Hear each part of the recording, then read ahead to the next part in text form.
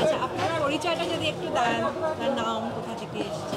আমার নাম হচ্ছে অসিত নন্দী, আমার বাড়ি ভেটাগুড়ি, আমি ভেটাগুড়ি থেকে আসছি। আমার পরিচয় এতটুকুই। আর দোকানের পরিচয়টা মেন আমাদের ভেটাগুড়ির জিলেপি, যেটা আমার দাদু তৈরি করেছিল, তারপরে বাবা, এখন আমি সামাই। দাদুর নামটা যদি দাদুর নাম বিধুভূষণ নন্দী। এবার উনি ফার্স্ট এই দোকানটা দেয়, এবার তারপরে বাবা, এখন আমি এবং আমার কাকার সাথে থাকে। আপনার দাদু কিভাবে, মানে ওনার সম্বন্ধে একটু যদি বলেন। অ্যাকচুয়ালি দাদু বাংলাদেশি লোক ছিল, তো খুব অল্প বয়সে বাংলাদেশ থেকে আসছে, আর তখনই তো খালি হাতে আসছিল। তো তখন ওই জিলাপি ভাইজা মাথায় করে ফেরি করে করে গ্রামে গ্রামে বিক্রি করতো, আর যে কোনো গ্রামের মেলা করতো, অনেক মেলা করতো, সাথে এই মেলাটাও করতো। করতে করতে করতে করতে এটা আস্তে আস্তে মেন ব্যবসার মতন এসে গেল। দাদু এটা নিয়েই সব কিছু করলো। তার সাথে দাদু আরও ভ্যারাইটিস ব্যবসা, মানে খুব পরিশ্রমী লোক ছিল। তারপরে দাদু মারা যাওয়ার পরে বাবা করতো। তখন ওই গ্রামের মেলাগুলো আর করতাম না, কারণ পার্মানেন্ট দোকান আমাদের নেই। তো ওই মাল বাসলে পারে কী করবো, ওই জন্য ওই আস্তে আস্তে আস্তে সব মেলা বন্ধ। এই মেলাটাই খালি করি, এই রাসমেলাতেই আমরা 15-20 দিন যা হয় এখানেই করি, তাছাড়া কোনো মেলাতে যাই না। এই শুধু নামটা রক্ষার জন্য এটা অবশ্যই আমরা করবো। আপনার দাদুর হাতের যে মিষ্টি বা জিলিপি, সেটা এখানকার যে মিষ্টির থেকে আলাদা কি ছিল কিছু? হ্যাঁ, আলাদা তো ছিলই, স্বাদের ডিফারেন্স ছিল জন্য তো এখানকার লোক, কুচবিহার বলেন, কুচবিহার আশেপাশে সবাই ভেটাগুড়ির জিলিপিটা এত ভালোবাসে। অন্যান্য জিলাপির থেকে এই জিলিপিটা একদম আলাদা। আপনি টেস্ট করে দেখবেন, অন্য জিলাপি খাবেন, আমাদেরটাও খাবেন। অন্য জিলাপিটা নরম হয়, আমাদেরটা 3-4 দিন চলে যাবে, তাও ওই এখনও ওই মুচমুচা ভাবটা থাকবে।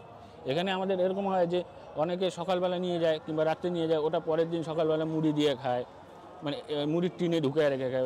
এরকমভাবে সবাই ওটাকে যে যেভাবে করে ওটাকে খেতে পারে। মানে বিশেষ খাবারগুলোর একটা নিজস্ব কিছু মানে রহস্য থাকে। আজকেও আর্টিকেলে লিখেছে ভেটাগুড়ি জিলিপির রহস্য। আমি রহস্যটা জানি উন্মোচন করা যায় না, কিন্তু তবু যদি আপনি আপনার মতো করে শোনেন, কিছু কিছু জিনিস তো আসে। এবার সবাই ভাবে চালের গুঁড়া সবাই দেয়, আমরাও দিই, কিন্তু কোন চালটা দিলে ভালো হবে, কোন চালের গুঁড়াটা, কোন চালটাকে নতুন না পুরানা হতে হবে, চালটা সিদ্ধ চাল হবে না আতপ চাল হবে, এই জায়গাগুলো আছে। আর মিক্সিংয়ের একটা বিশাল ব্যাপার আছে, যে কতটুকু কোন পরিমাণে কি দিলে এবারে আমাদের যে সাদা সেটা হয়, যেটা আমাদের ভাষাতে ফ্যাট বলি, ওইটা মিক্সিংয়ের মধ্যে অনেকটা ব্যাপার আছে।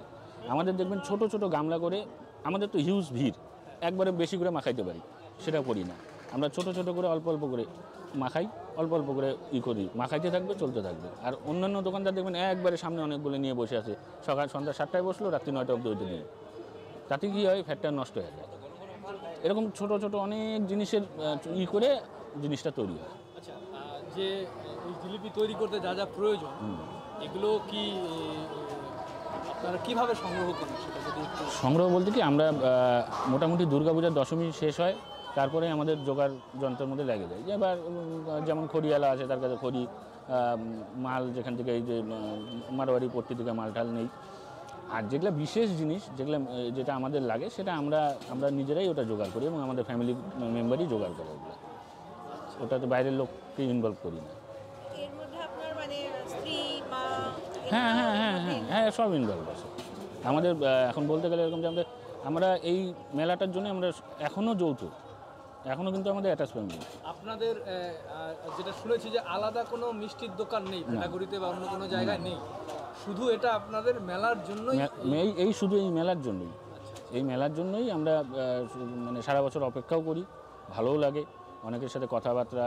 এখন ব্যবসা করি যেহেতু, কামাই লস তো 2-1 পয়সা হবে, কিন্তু এই যে সবার সাথে যে একটা মেলামেশা, এটা ভালো লাগে আমাদের। আপনাদের দোকানে দেখা যায় লোকজন একদম লাইন ধরে সংগ্রহ করে। তো আপনি মোটামুটি কত বছর থেকে আসছেন এখানে? মানে আমি 2000 সন থেকে, মানে প্রায় 24 বছর। হ্যাঁ, 24 বছর। তো এই 24 বছরে আপনার যে রাসমেলার দেখা, 24 বছর আগের রাসমেলা, আজকের রাসমেলা, তার মধ্যে কি কি চেঞ্জ বা আপনার দোকানের মধ্যে চাহিদা বৃদ্ধি বা চাহিদার হ্রাস, এই জিনিসগুলো আপনি যদি একটু বলেন। চাহিদা তো অবশ্যই বৃদ্ধি হয়েছে, কারণ আগে আমি দেখতাম, যখন আমি ছোটো ছিলাম, মার সাথে আসতাম, যখন এমনি তো মেলা ঘুরতে আসতামই, তখন 4টা উনান চলতো। আর আজকের ডেটে এখন অবধি 10টা উনানে রান্না হয়, মানে 10টা উনানে ভাজা হয়। তাহলে 4টা থেকে 10টা অনেকটা। এখনও যদি আরও একটু স্পেস পাই, আর একটু যদি জায়গা দেয় আমাকে, আমি যদি আরও 2-4টা উনান বাই করি তাতেও ভিড় শেষ হবে না।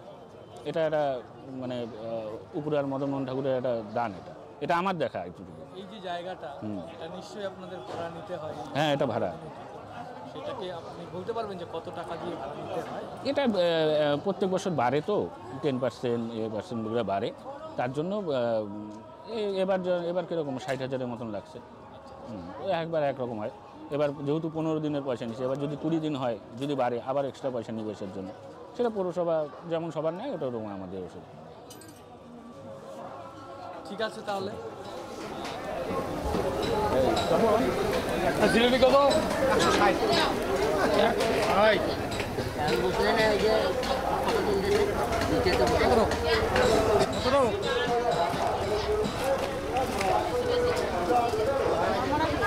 একদম মামা, সব বন্ধ।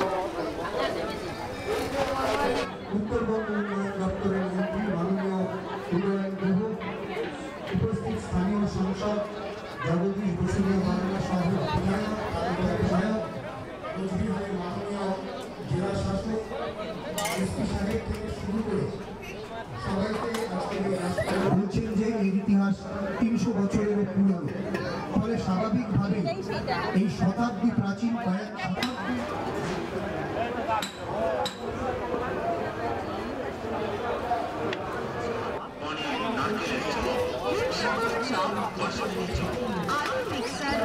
বারবার খেতে মন চাইবে এই জয়গুরু মেদিনীপুরের প্রচুর মুচুর পাঁশকুড়ার চপ। অত্যন্ত যত্ন সহকারে নিরামিষ ভাবে বিশুদ্ধ মশলা দিয়ে জয়গুরু মেদিনীপুরের প্রচুর মুচুর পাঁশকুড়া চপ সেন্টারে আসুন। আপনি খান অন্যকে খাওয়ার এই অত্যন্ত সুস্বাদু প্রচুর মুচুর পাঁশকুড়ার চপ।